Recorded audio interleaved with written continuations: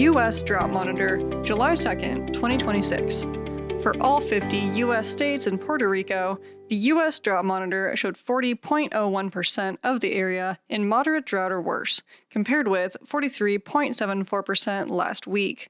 About 128 million people live in areas now in drought, compared with 132 million the week before.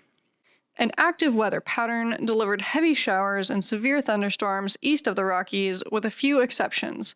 Some of the heaviest rain, locally 4 to 8 inches or more, fell from parts of the central and southern plains into the Ohio and Tennessee valleys, which led to pockets of flash flooding and lowland flooding.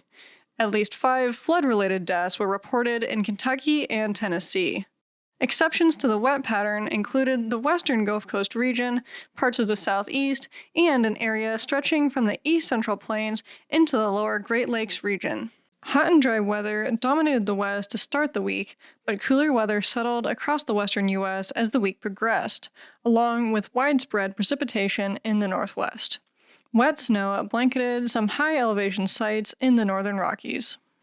During this transition from hot to cool weather, gusty winds and low humidity levels favored wildfire ignition and rapid expansion, especially in portions of the eastern Great Basin and Four Corners states. At the end of June, more than a dozen active western wildfires scorched more than 10,000 acres of vegetation each. The largest was the 94,000-acre Cottonwood Fire near Beaver, Utah. On June 28th, 3 federal firefighters died in the Knowles Fire west of Grand Junction, Colorado. Parts of the High Plains, Midwest, and South saw improvement this week.